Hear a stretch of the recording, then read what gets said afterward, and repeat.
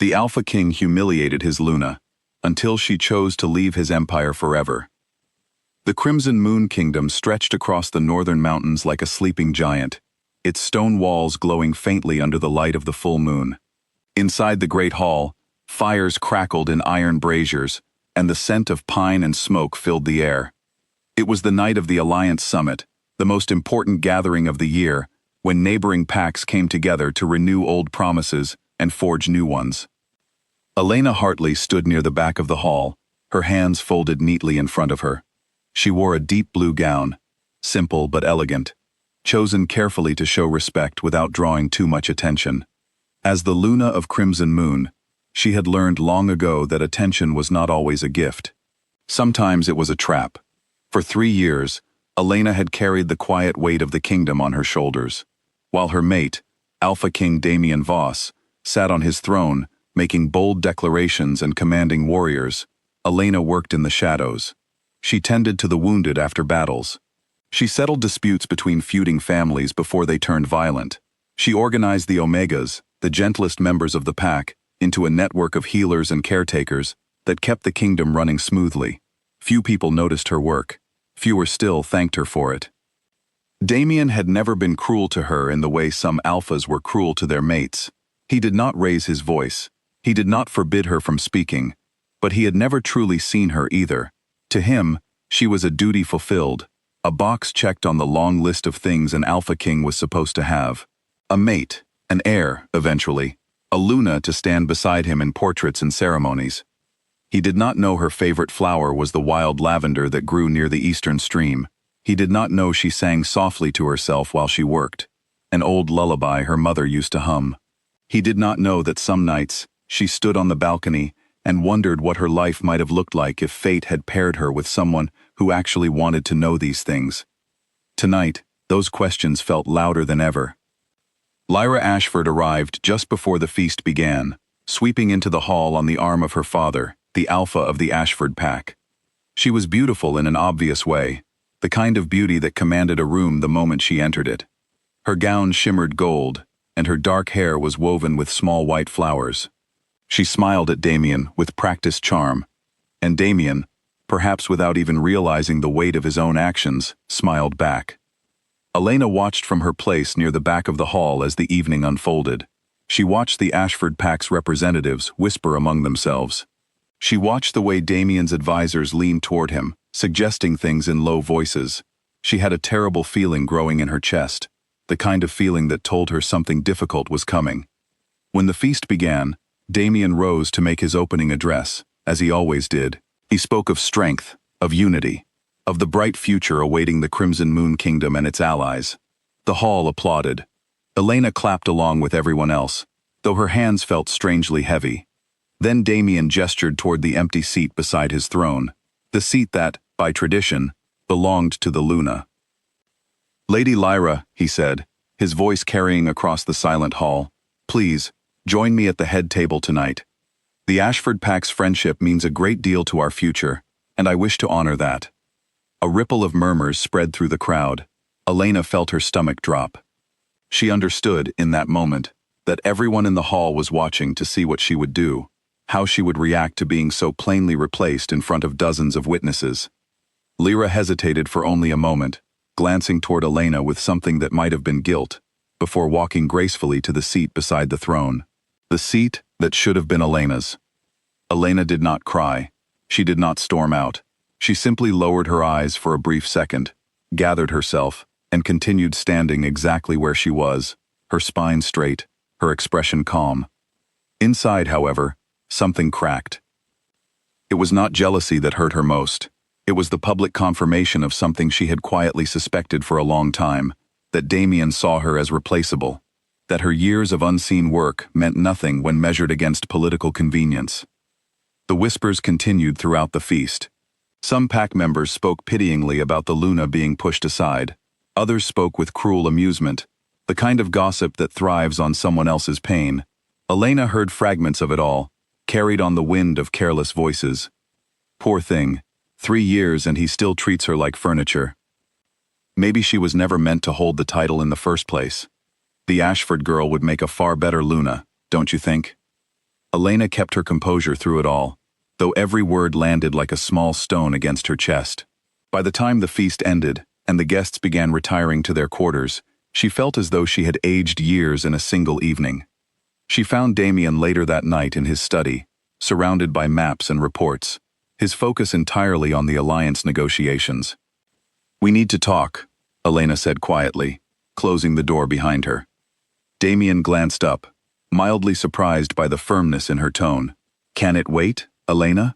I have a great deal to prepare before tomorrow's negotiations." "It cannot wait," she said. "You humiliated me tonight, in front of the entire court." Damian frowned, setting down his quill. "I did what was necessary for the kingdom. The Ashford alliance is critical. Surely you understand that some sacrifices must be made for the greater good." "And was I the sacrifice?" Elena asked, her voice steady despite the ache building behind it. 3 years, Damian. 3 years of healing your warriors, settling your people's disputes, holding this kingdom together, while you sat on your throne issuing commands. And tonight, you replaced me at my own table, without so much as a private word beforehand. Damian's jaw tightened. "You are still my Luna. Nothing has changed."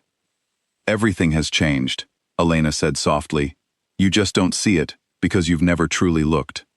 She left the study before he could respond, her footsteps echoing down the stone corridor. That night, she did not sleep. Instead, she sat by her window, watching the moon rise higher over the mountains, and she began, for the first time, to truly imagine a different life. The days that followed were heavy with tension. The whispers from the summit had spread through the kingdom like wildfire, and Elena could feel the shift in how people looked at her. Some still showed her respect, particularly the Omegas and healers she had spent years working alongside. Others, sensing a change in the wind, began to distance themselves, unwilling to align too closely with a Luna who might soon lose her place entirely. Damian, for his part, seemed to believe the matter had passed. He continued his negotiations with the Ashford pack, continued seating Lyra at his side during official functions, and continued treating Elena's concerns as minor inconveniences rather than genuine grievances. But Elena was not idle. While the court whispered and speculated, she began quietly meeting with the Omegas and healers who had long trusted her leadership. She listened to their concerns about the kingdom's growing reliance on outside alliances, concerns Damian had dismissed as unimportant. She learned, through careful observation, that the kingdom's defenses had grown thin in certain territories, weaknesses that Damian's advisors had kept hidden from the council out of fear of appearing weak before their allies. Elena began to understand something important. The very people Damian overlooked, the Omegas, the healers, the quiet workers who kept the kingdom functioning, were the ones who truly understood its strengths and weaknesses. And they trusted her. One evening, nearly 2 weeks after the summit, Elena requested a private audience with Damian. He agreed, expecting another conversation about hurt feelings or wounded pride. What he received instead was something far more serious. "The eastern border territories are undefended," Elena told him plainly, laying out a hand-drawn map across his desk. "Your advisors have been hiding troop shortages from the council because they fear it makes the kingdom look vulnerable to the Ashford alliance. Meanwhile, rumors are spreading among the smaller packs that Crimson Moon's strength is weakening." Damian stared at the map, genuine surprise crossing his features for the first time in weeks. "How do you know this?" "Because I listen," Elena said simply, "to the people you've never bothered to listen to. The healers who tend the wounded warriors and notice which units return understaffed. The Omegas who hear everything because no one thinks to guard their words around them. I have spent 3 years building relationships you never valued, and in that time, I have learned more about this kingdom's true condition than your entire council combined." Damian was quiet for a long moment, studying the map, studying her. "Why are you telling me this now?" "Because despite everything," Elena said, her voice softening slightly, "I still care what happens to this kingdom and its people. But Damian, you must understand something. A kingdom cannot survive on pride alone, and neither can a marriage." For a brief moment, something shifted in Damian's expression, something that looked almost like understanding. But old habits ran deep, and pride was a difficult thing to set aside. "I will look into the border issue," he said finally, his tone formal once more. "Thank you for bringing it to my attention." It was not the response Elena had hoped for. She had hoped, perhaps foolishly, that this moment might be the beginning of real change between them. Instead, it confirmed what she had already begun to suspect.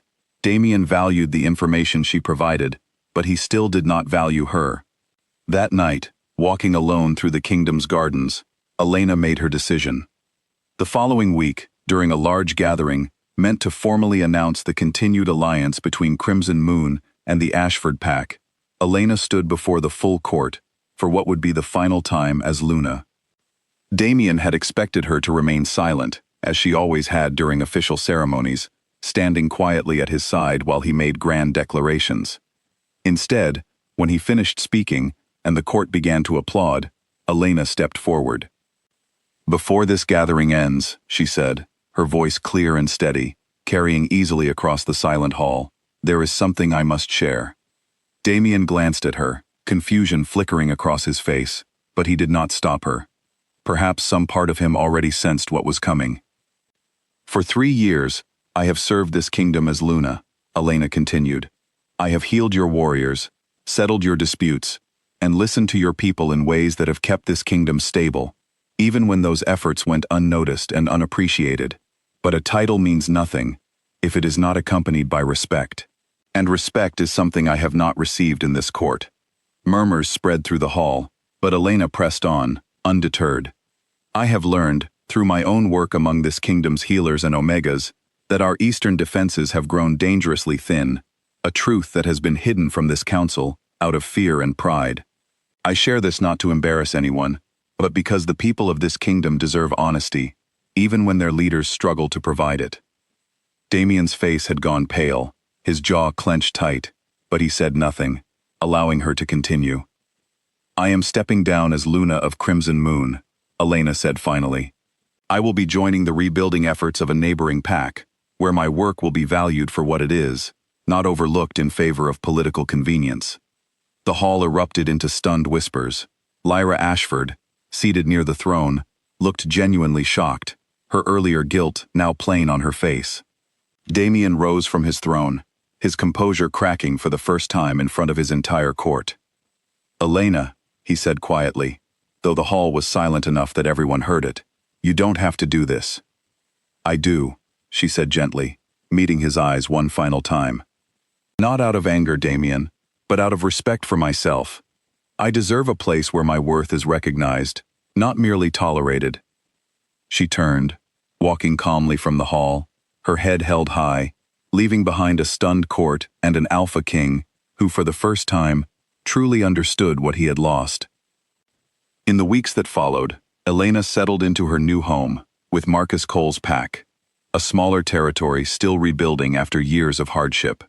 There, her skills were not just appreciated, but celebrated. The healers welcomed her guidance eagerly, and the Omegas found in her a leader who genuinely listened to their concerns.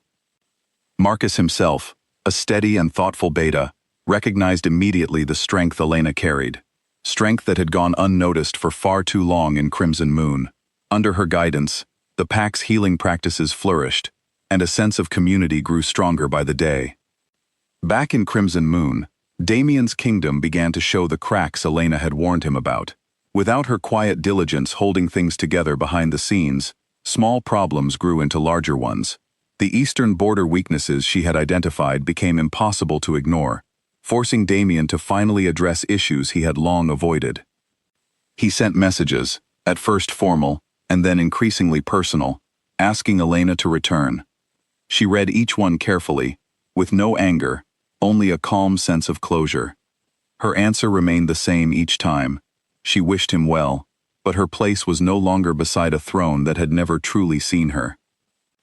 Months later, standing on a hillside overlooking her new pack's territory, Elena watched the sun set in brilliant shades of orange and gold.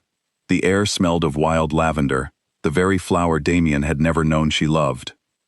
For the first time in years, she felt completely at peace, not because she had won some great battle, but because she had finally chosen herself. And in that quiet, golden moment, she understood that true strength was not measured by a crown or a title. but by the courage to walk away from a place that no longer valued her true worth.